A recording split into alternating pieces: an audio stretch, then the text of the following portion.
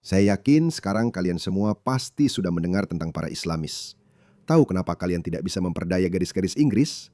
Di Inggris? Dan ternyata ini tidak hanya terbatas di Inggris saja. Di Inggris, beberapa perkiraan menyebutkan jumlahnya sekitar 200.000 gadis-gadis muda di seluruh negeri. Di Inggris, mereka diperdaya, diberi alkohol dan narkoba, lalu dimanfaatkan oleh para pria, kebanyakan pria Inggris keturunan Pakistan. Dan juga dari pria Inggris keturunan Pakistan, setengah dari komunitas Inggris keturunan Pakistan berasal dari sebuah daerah kecil bernama Mirpur. Jadi, orang Pakistan asal Mirpur. Jadi, setengah dari orang Inggris keturunan Pakistan berasal dari seluruh penjuru negara, dan setengahnya lagi berasal dari Mirpur, sebuah kota kecil. Ketika pemerintah Pakistan pada tahun 50-an memutuskan untuk membangun sebuah bendungan, mereka tidak punya tempat untuk pergi. Jadi Inggris berkata, "Yah, kami butuh beberapa orang. Kenapa kalian tidak datang saja ke sini?" Dan beginilah cara mereka berterima kasih. Ya, kamu tahu kelanjutan ceritanya. Tapi alasan saya membicarakan hal itu karena semua orang sudah tahu, tapi masalahnya belum selesai. Beberapa orang berpikir, oke, pasti sekarang sudah selesai. Itu sudah terjadi selama bertahun-tahun dan ternyata belum selesai. Itu masih terus terjadi. Bahkan kenyataannya semakin parah karena banyak Muslim seperti yang Anda tahu datang ke Inggris baik secara legal maupun ilegal. Dan kami telah mengatakan bahwa Muslim memandang gadis dan wanita non-Muslim secara berbeda. Di Inggris, mungkin orang Inggris keturunan Pakistan karena mereka merupakan sebagian besar populasi Muslim. Di Prancis, ternyata orang Aljazair. Di Turki, ternyata mereka adalah orang Suriah dan Afghanistan, dan bahkan beberapa orang Turki. Semuanya Muslim, dan sasarannya secara khusus adalah gadis-gadis non-Muslim. Jadi saya punya beberapa video. Saya benar-benar sudah melihat ratusan video seperti ini. Selama bertahun-tahun, saya dulu memutar beberapa video ini. Tapi kemudian saya bosan karena saya berpikir, apa yang sebenarnya terjadi? Tidak ada yang membicarakan tentang mereka. Jika Keir Starmer dan Piers Morgan kebingungan dan bertanya-tanya, kenapa semua orang jadi berpikiran kanan ekstrim? Kenapa tiba-tiba semua orang mengikuti Tommy Robinson? Nah, inilah alasannya. Karena video-video ini benar-benar ditonton oleh jutaan orang. Dan saya yakin ratusan ribu orang Inggris juga menontonnya. Itulah mengapa mayoritas besar di setiap negara barat mulai bergeser ke kanan. Karena mereka melihat hal itu terjadi secara langsung. Lini masa dipenuhi dengan video-video seperti ini. Dan sekali lagi, ini bukan video palsu, ini nyata. Jadi biar saya putarkan beberapa video ini untuk Anda. Lihat ini, lihat pria ini. Namanya Muhammad Osama dari Pakistan. Dia bukan orang Mirpur Pakistan, jadi Anda tidak bisa menyalahkan hanya orang Mirpur saja. Dia hanyalah seorang Muslim biasa dari Pakistan. Dia ditangkap karena mencoba memperkosa seorang gadis Inggris berusia 14 tahun di Manchester. Dia juga membawa pisau untuk mengancamnya. Tapi tentu saja, Muslim dianggap sebagai korban sebenarnya. Dia tidak melakukannya, ya. Dia akan menggigitnya dan memperkosanya di kamar mandi, ya. Kau seperti kotoran di sweater Natalku, bro. Terus-terusan minta foto bugil. Osama, 22 tahun, Manchester. Usama. Itu tidak mungkin. Maaf, kamu akan menjadi... Aku bilang dia bukan saudaramu. Maaf sekali, tolong. Aku pikir aku bisa memanfaatkan seorang anak kecil. Ya, tidak ada dari kami yang merupakan saudara laki-laki atau saudara perempuanmu. Kamu akan jadi bintang besar. Jangan berhenti. Polisi sedang datang. Tolong. Polisi sedang datang. Polisi sudah dipanggil. Apa yang akan aku katakan pada ibuku? Bertanya, apakah itu aman? Ibuku mengira aku hanya suka kambing. Di mana dia akan bertemu dengannya malam ini dan kemudian dia menginap. Dia menginap 1 malam atau 2 malam. Dia bilang padamu kalau dia berumur 14 tahun. Dia bilang, andai saja kamu tidak terlalu muda. Dia bilang padanya kalau dia imut. Kamu minta bertemu langsung dan terus memaksa. Kamu sudah 2 bulan menanyakan soal pertemuan. Menyebutnya cantik. Dia bilang kamu khawatir seseorang akan melihat dan memberitahu ibunya. Seolah-olah dia punya pacar. Dia bilang kamu ingin memeluk dan menciumnya. Lalu Kamu bilang kamu ingin memeluknya. Kamu ingin berbagi tempat tidur. Dia bilang kamu ingin melakukan segalanya dengannya. Lalu kamu mengirim daftar itu ke orang yang salah. Kamu mulai bermain permainan daftar itu kan? Benar? Salah satunya adalah berteman. Aku tidak akan membacakan semuanya karena daftarnya banyak sekali. Yang lain, teman tapi mesra. Sampai berhubungan seks di kamar mandi. Mengirim foto telanjang, mengisap dan menjilat. Oke, aku nggak tahu seberapa banyak dari itu yang bisa kita putar, karena YouTube sangat sensitif soal ini. Lakukan saja.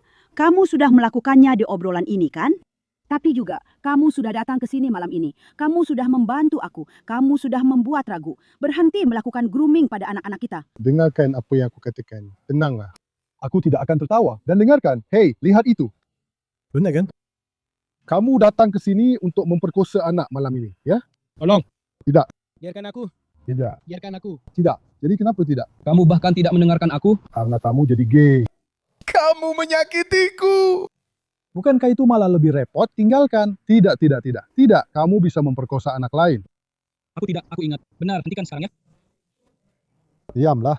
Aku suka ini, aku tidak peduli. Ya, ingat. Kameranya menyala, semua orang bisa melihat. Berhenti main-main. Iya, kamu tahu, kan? Oke, kamu sudah cukup melihat orang ini. Iya, lihat, dia menyesal, dia malu. Tapi beberapa dari mereka justru malah semakin ngotot. Mereka begitu pongah dan angkuh sampai benar-benar bersikeras. Lihat orang ini. Orang ini dari Bahrain. Dia mencoba memperkosa seorang gadis Inggris berusia 14 tahun. Dia ditangkap oleh polisi Inggris sebelum dia bisa menyelesaikan serangannya. Saat dihadapkan, Muhammad berkata, "Saya seorang Muslim, kami punya aturan sendiri, bicaralah dengan kedutaan saya." Karena dia seorang Arab. Jadi kamu tahu orang Arab itu terlalu sombong. Jelas tidak semuanya, tapi memang bisa begitu. Lihat betapa merasa berhaknya dia. Dia bilang, "Saya seorang Muslim." Kami tidak punya batas bawah. Inilah yang saya katakan padamu. Lihat ini nabi mereka, ini nabi mereka. Lalu orang-orang berkata, "Kamu tahu kenapa kamu bawa-bawa Islam?" Mereka memasukkan agama ke dalam segalanya. Inilah hadiah-hadiah dari Islam. Lihat ini. Ini adalah Sahih Al-Bukhari 3333. Kaum muslim memperoleh tawanan perempuan yang memiliki suami di antara para penyembah berhala. Itu poin utamanya. Jadi laki-laki muslim menyerang suku mereka, membelenggu suami-suami mereka, dan sekarang mereka memiliki para wanita itu sebagai rampasan perang, sebagai budak seks. Awalnya kaum muslim merasa enggan untuk berhubungan intim dengan mereka, yaitu memperkosa mereka. Lalu Muhammad atau sebenarnya Allah, ayat dalam Al-Quran surah keempat ayat 24 turun. Dan mereka berkata, "Kamu tidak boleh bersama wanita yang sudah menikah, kecuali jika kamu memilikinya, kecuali hamba sahaya yang kamu miliki." Inilah pembenaran di dalam pikiran para pria ini. Sekarang, mari kita lihat dia dan sekarang kamu akan mengerti mengapa dia berpikir seperti itu. Dan berapa banyak dari orang-orang ini yang akan kamu bawa masuk, baik itu Amerika, Australia, atau Inggris. Secara harfiah ada ratusan video seperti ini, ratusan. Jika kamu ingin menonton lebih banyak video seperti ini, pergi dan ikuti akun-akun ini. Bukan yang ini, ada akun Sania, yang ini, ikuti akun ini. Akun ini benar-benar mengunggah belasan video setiap minggu. Oke, sekarang mari kita tonton video ini. Dia seorang muslim dan dia mematuhi aturannya, yaitu kamu bisa memperbudak gadis non-muslim. Saya seorang Muslim. Saya mengikuti agama saya. Tidak peduli siapa kamu. Apakah ini milik saya? Dengar. Tidak pernah. Tapi dengarkan. Omong kosong. Politik bueno agama saya. Agama saya. Apa? Apa maksudnya apa? Lihatlah rasa berhak mereka. Orang-orang ini berpikir bahwa mereka bisa datang ke negeri kafir dan mereka bisa mengikuti praktek Islam mereka. Sebenarnya kita mengizinkan mereka. Inilah sebabnya kita seharusnya tidak mengizinkannya. Maaf. Kamu mau menutup jalan? Mainlah di tempat lain. Pergilah ke negara muslimmu. Kamu mau melakukan pernikahan anak? Kamu mau menikahi anak kecil? Kamu mau melakukan sunat perempuan? Kamu mau melakukan pembunuhan demi kehormatan? Kamu mau punya 4 istri? Kamu mau punya banyak anak? Kamu mau melakukan nikah sementara seperti muta atau misar? Lakukan saja di negaramu sendiri. Kamu mau mendandani wanita-wanita kalian seperti pakai kantong sampah? Lakukan saja di Afghanistan. Kecuali kita berani tegas, para penjahat yang merasa berhak ini akan terus hadir di tengah kita dan mereka akan terus memperkaya kita. Apakah kamu di negara ini, maksudku, kamu tidak di sini secara permanen kan? Kamu tidak punya visa. Kamu akan kembali ke sana dan sebagainya. Kamu sama sekali tidak akan mengganggu anak-anak kita. Maksudku apa? Jangan ganggu anak-anak kita. Itu maksudku. Aku akan membawa ini ke kedutaanku. No, Messi. Dia benar-benar sampai jumpa nanti. Jadi kamu memukulku. Ya. Orang bodoh ini pikir mereka tidak bisa memukulnya. Orang bodoh ini pikir dia tidak bisa ditahan. Sungguh bodoh. Aku tahu. Begitulah caraku pergi ke kantor polisi. Aku benar-benar akan pergi ke kedutaan. Ya, Aku bilang, aku akan menelpon kedutaan supaya kamu tidak melakukannya. Coba saja dorong sekali lagi. aku tidak mau dengar. Kamu mendorongku. Satu lagi. Tolong, kamu dorong aku. Lihat. Sampai nanti. Tidak, kamu tidak. Dia mendorong. Lihat, ya. Boleh aku pergi? Saat polisi tiba. Tidak. Saat polisi tiba. Boleh aku pergi dengan namaku, tolong? Apakah polisi sudah datang? Bisa telepon polisi, tolong. Tidak.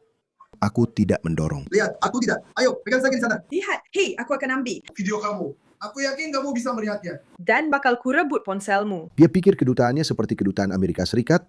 Mereka akan bilang, "Hei, berani-beraninya kamu menyentuh warga negara kami." Bro, itu kedutaan Bahrain. Nggak ada yang peduli. Itu Bahrain. Gue kasih tahu, gue bakal biring. Gue sudah punya videonya. Itu salah lo sendiri. Kalau lo sentuh ponsel gue, mau apa lo? Mau apa lo? Mau apa lo? Mau apa kamu? Jelas banget ya. Nggak ada apa-apa. Udah itu aja. Aku suka orang-orang ini. Ini sikap yang seharusnya dimiliki para politisi kita. Aku akan melakukannya. Aku akan pergi ke kedutaan. Pergi ke kedutaan. Kamu akan kembali ke negaramu sendiri. Aku tahu. Bagus. Bisa aku pergi sekarang? Tidak. Kamu tidak bisa. Sangat polisi tiba. Tidak. Tidak, kamu menyakitiku. Aku berdarah. Kamu mencengkeram lehernya. Lihat.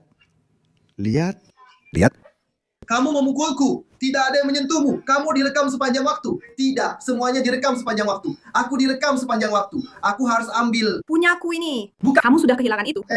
Tolong. Lepaskan ponselku. Itu cuma hal acara yang terjadi. Jadi aku nggak tahu apa yang kamu lakukan. Kamu mulai memukulku. Nggak ada yang ngasih tahu kamu. Itu kamera CCTV-nya.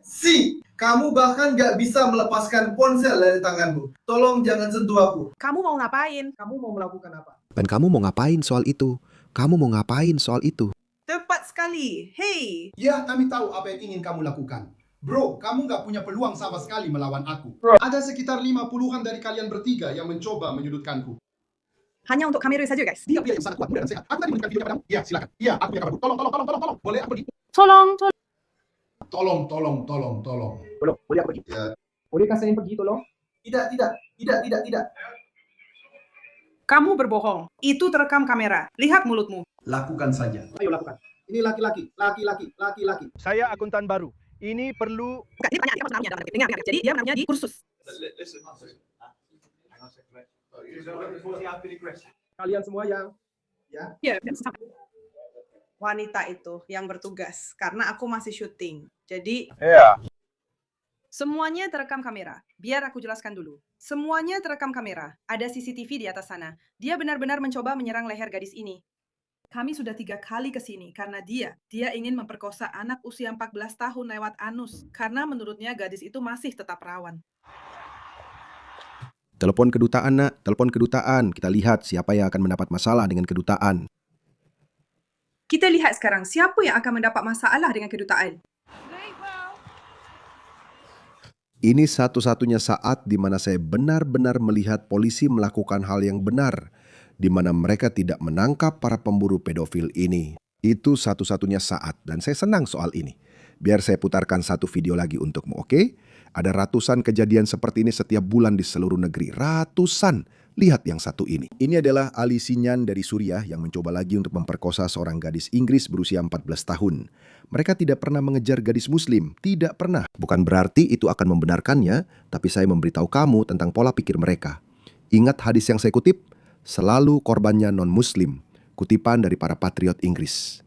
Ali berkata, "Maaf, saya imigran baru, saya tidak tahu. Saya pikir kamu bisa melakukan itu dengan kambing, ayam, kucing.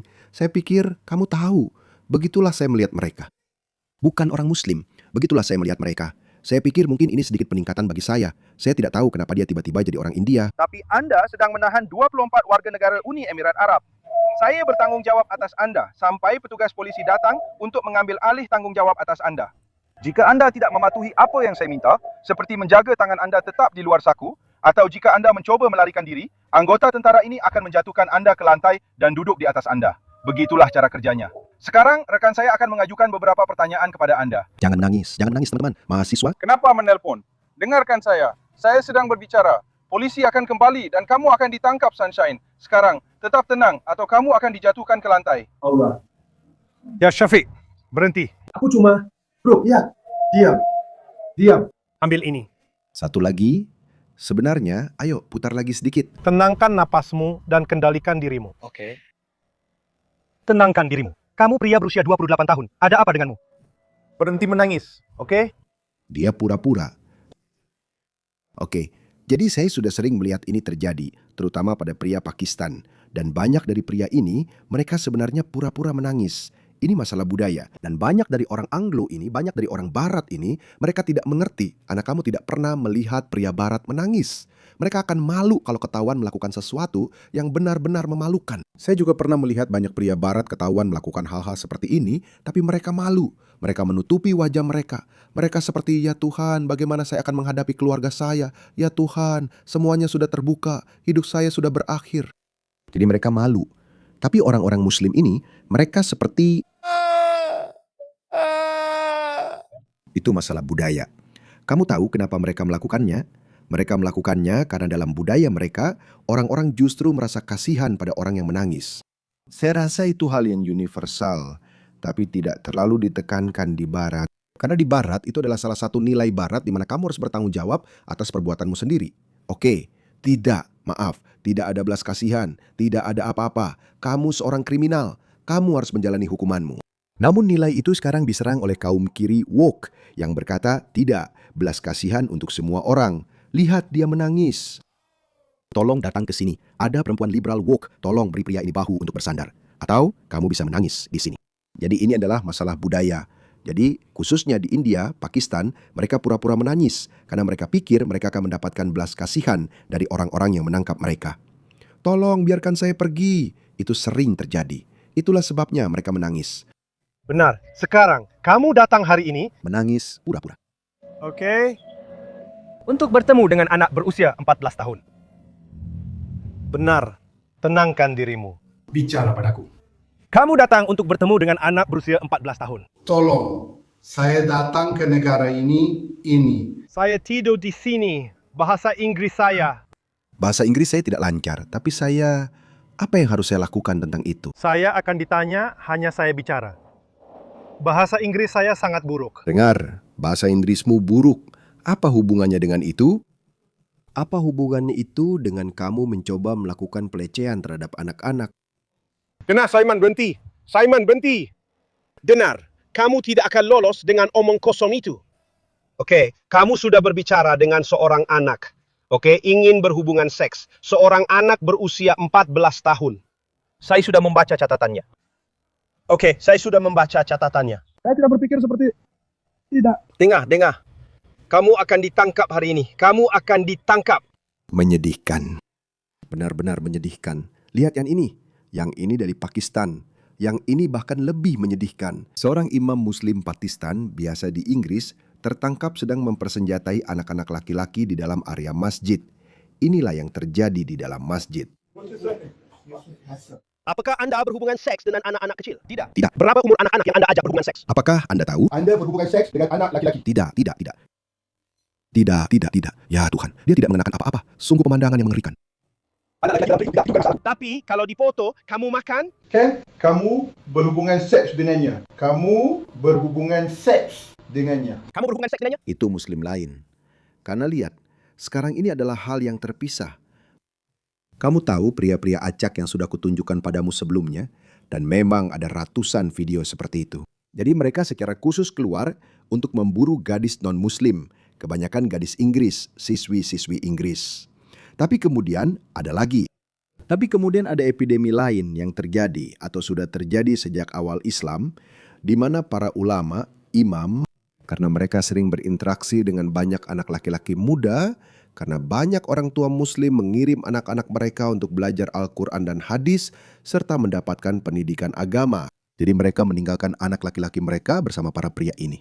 Ini sudah menjadi hal yang diketahui. Kamu tahu ada skandal gereja Katolik di tahun 90-an. Setidaknya komunitas Kristen melawan dan mengakhirinya. Mereka mempermalukan mereka. Mereka menangkap orang-orang dan menghukum mereka dan sebagainya. Itu terjadi di tahun 90-an. Sebuah skandal serupa terjadi di dunia muslim pada waktu yang hampir bersamaan. Ketika karena adanya modernitas, banyak korban sebelumnya dari para imam ini mulai berbicara. Mereka juga memiliki gerakan Me Too mereka sendiri. Jadi banyak orang yang mulai berbicara. Dan ini telah menjadi pengetahuan umum di seluruh dunia muslim bahwa tidak aman menitipkan anak-anak Anda kepada imam. Orang tua berpikir bahwa dia adalah orang alim, dia pasti akan baik. Jadi ini adalah masalah yang sudah diketahui di seluruh dunia muslim. Tapi entah kenapa, mereka masih belum bisa mengatasinya seperti yang dilakukan oleh umat Katolik. Jadi tamparan yang dia terima itu berasal dari orang tua muslim. Mungkin salah satu korban dia. Kamu berhubungan seks dengannya. Iya. Dia melakukannya. Dia bilang, ya, aku yang melakukannya. Itu sebabnya kamu kena. Kamu berhubungan seks dengannya. Kamu berhubungan seks dengannya. Ya. Kamu berhubungan seks denganku. Ya. Berapa umur anak laki-laki itu? Kamu Muslim, lalu berhubungan seks dengan anak laki-laki kecil. Tidak. Bukan begitu. Tunggu. Berapa banyak? Berapa banyak anak laki-laki yang pernah kamu tiduri? Hanya biasa saja. Terima kasih, Walibi. Kamu tahu? Dia masih di bawah umur. Dia masih di bawahmu. Kamu tahu? Dia masih di bawahmu. Aku tidak tahu, dia pulang ke rumahku. Dia yang menggoda aku. Lihat ini, Brad Pitt satu ini. Kamu seharusnya tertawa, tapi orang-orang ini penjahat. Keluarkan dia. Keluar dari sini, bro. Lebih banyak. Saya tidak tahu. Jadi kamu sudah bersama 6 anak laki-laki kecil.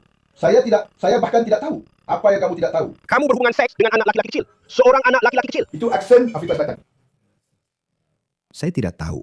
Mungkin itu juga terjadi di Afrika Selatan. Jadi berhati-hatilah saudara muslimku. Tolong jangan kirimkan anak-anak kalian ke masjid-masjid ini. Tolong jangan tinggalkan anak-anak kalian dalam pengawasan mereka. Buktinya sangat jelas. Ini terjadi di setiap masjid. Dan saudara-saudaraku di Inggris, tolong awasi anak-anak kalian. Ini bukan lagi masyarakat dengan tingkat kepercayaan yang tinggi. Politisi kalian telah membanjiri negara kalian dengan orang-orang dari budaya yang bermusuhan, yang tidak memandang kalian, yang tidak memandang anak-anak kalian sebagai manusia biasa. Mereka memang tidak. Seperti yang dikatakan dalam Al-Quran, mereka dianggap sebagai makhluk terburuk. Begitulah cara mereka memandangnya. Ada konsep perbudakan terhadap gadis-gadis non-muslim. Jika kamu sedang berperang dengan seseorang, jika kamu sedang berperang dengan mereka, maka kamu bisa mengambil wanita dan gadis mereka sebagai budak. Itu adalah pandangan yang dikenal dan diterima dalam Islam. Sekarang, beberapa ulama muslim akan menolak dan berkata, ya, kita tidak sedang berperang dengan rakyat Inggris. Tapi orang-orang yang baru saja saya tunjukkan kepada Anda, mereka bisa dengan mudah mengabaikan detail itu. Mereka bisa menutup mata dan berkata, ya, kita memang sedang berperang dengan mereka. Karena Anda tahu, mereka menyerang Irak, mereka menyerang Afghanistan, mereka membombardir Iran. Anda tahu, kita sedang berperang dengan mereka. Jadi biarkan aku memilikinya. Begitulah cara berpikir mereka. Jadi tolong, jangan sampai lengah.